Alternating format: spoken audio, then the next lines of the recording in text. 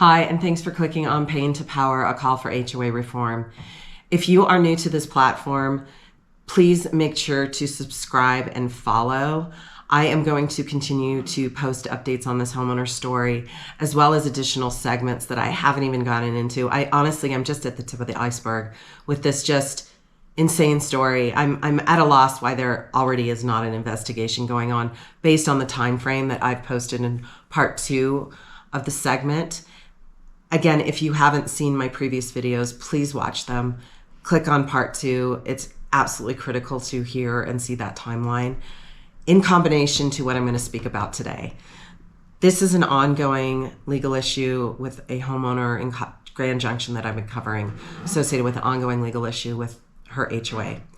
And during the course of my engagement with this homeowner and covering her story, there was a previous vandalism event that I was witness to associated with survey stakes.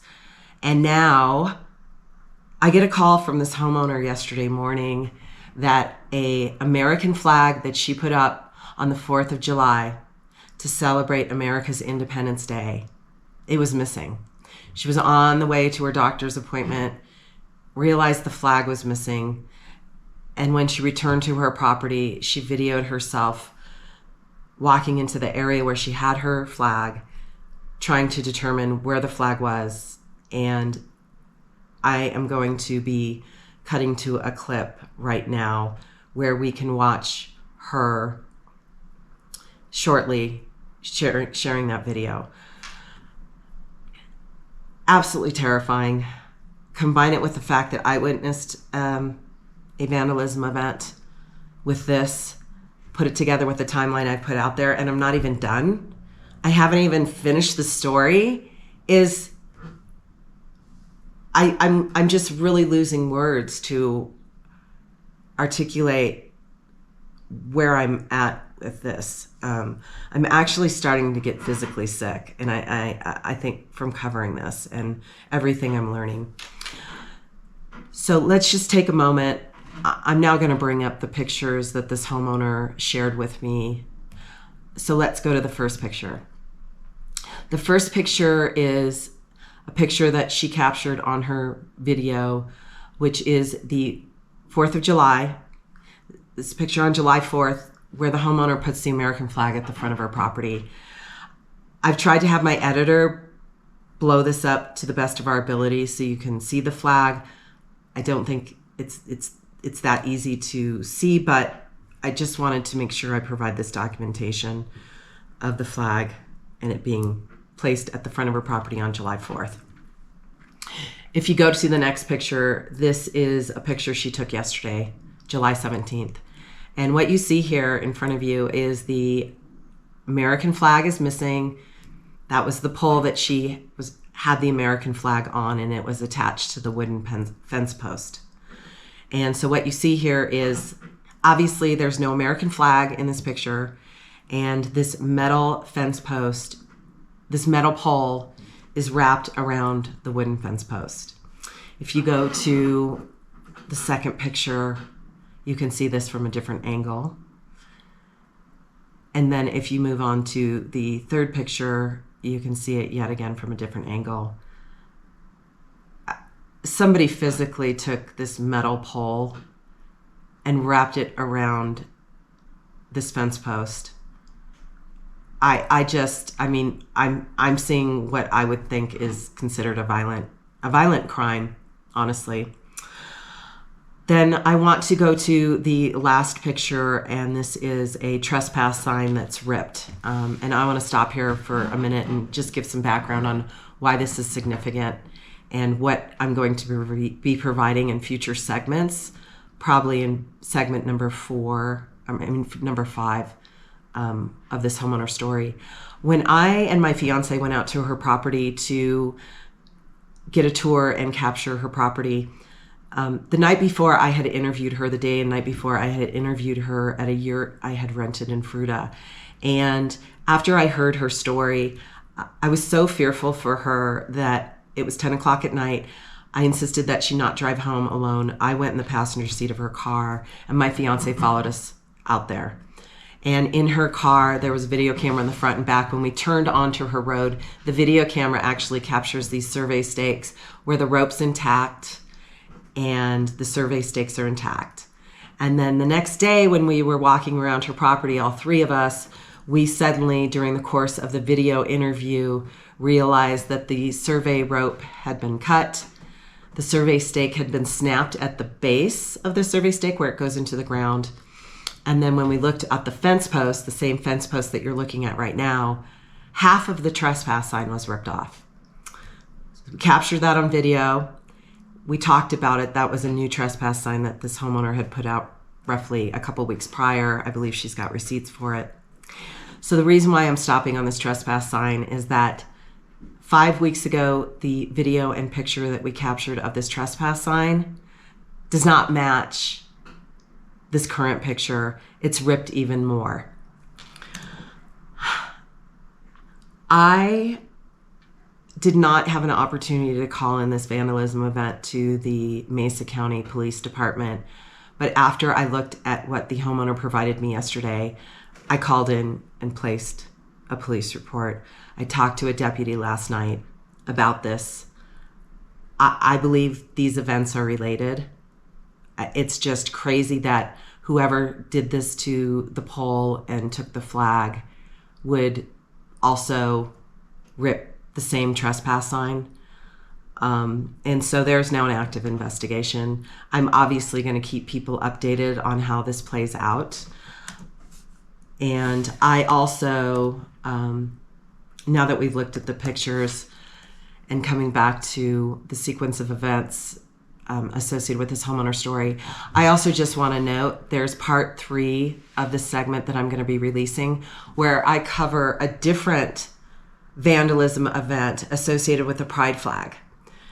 Segment 3 is coming. Please come back and click onto that. You will see all the video and documentation associated with that vandalism event.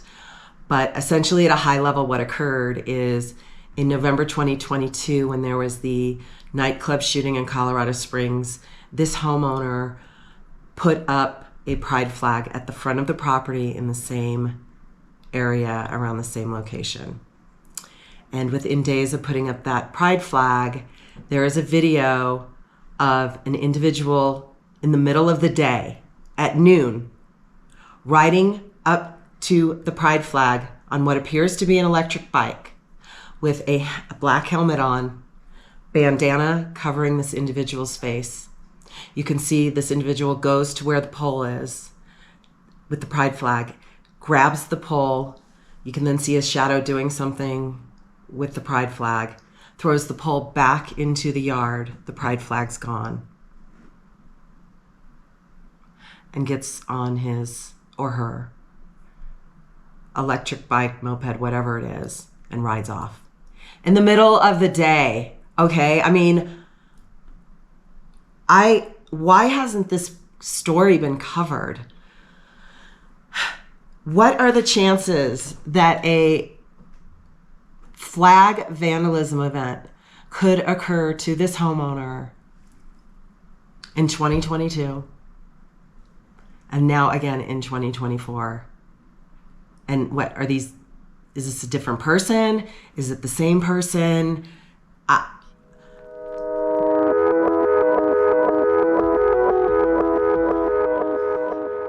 Can we even at this point answer the question of if this woman's in danger?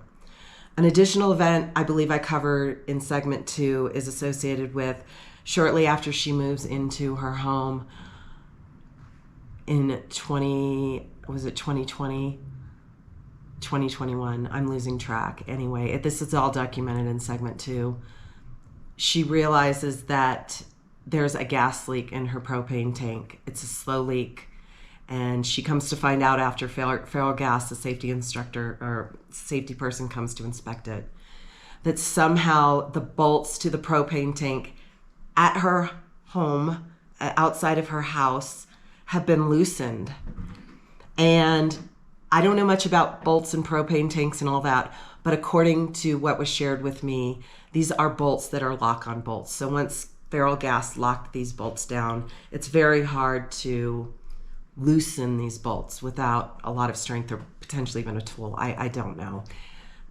Ultimately, this safety inspector of Feral Gas told her and documented that this was an alarming, a very, very concerning event and suspicious, and really doesn't understand how in the world these bolts could have become loosened. And the problem was that 600 gallons of propane had leaked out, highly combustible, and posed also a carbon monoxide risk associated with this woman and her property. Terrifying. She filed a police report on that. So with all that being said, please, I'm doing my best to reach out to every news media organization I can find, get this story to go viral. It's at a point now where this is just beyond the scope of anything I can wrap my head around. But I want to return to just the American Flag Vandalism event that just occurred yesterday. And in talking to the police officer, you know, he was very helpful. I appreciated his efforts.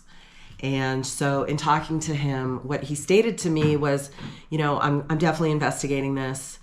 He saw the pole wrapped around the fence and stated that because the value of the flag, I don't know how much American flags cost when you go to the store, you know, let's say $15, $20, depending on the quality of the flag.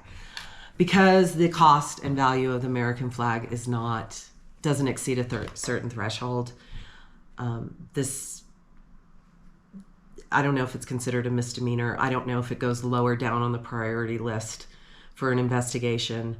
But it seems like there was some sort of implication or thoughts that because the value of this flag doesn't exceed a certain amount of monetary value, that this would not reach a level it needs to reach to be, I don't know, considered a felony or a crime or what have you. But I did some research and I'm going to read what I have in front of me here.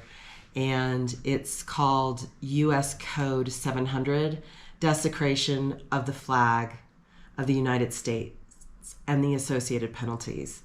And it says, whoever knowingly mutilates, defaces, physically defies, burns, maintains on the ground or floor, or tramples upon any flag of the United States shall be fined under this title or in prison for not more than a year or both.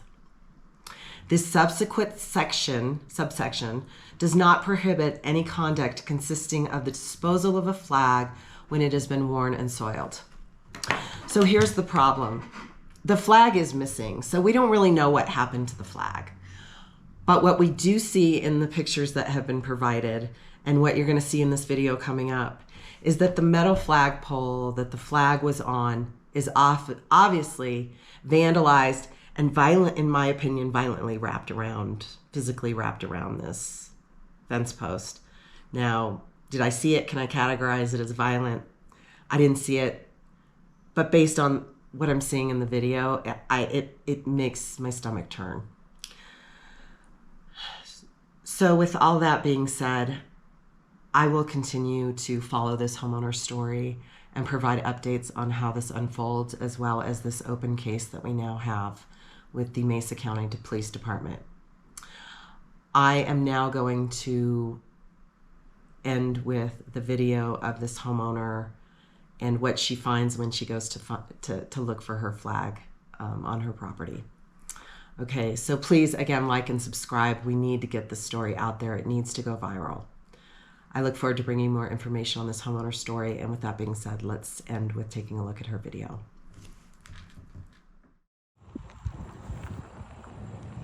Okay, I am walking down here again.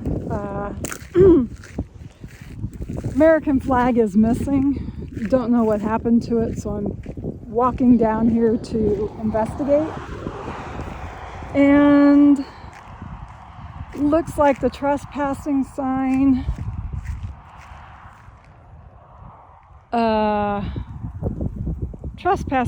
got torn again. And this is my property. And these are the pin marks. And there's the sign, and there's some gentleman turning around and going this way. And as you can tell, the sign got ripped more. No trespassing. And my American flag has been stolen just like the Pride one. There's the pole, the flag is missing. More property damage. So I'm living in fear. How much violence and vandalism does a single woman have to take in order to get law enforcement in Grand Junction, Colorado to do something before I get seriously hurt? And this is the result. The flag's missing, ripped off the pole. You can see the tape. Here's a close look. And here's my property line. And it looks like it was violently torn off. This is unbelievable. They wrapped the pole, the metal pole, all the way around the pole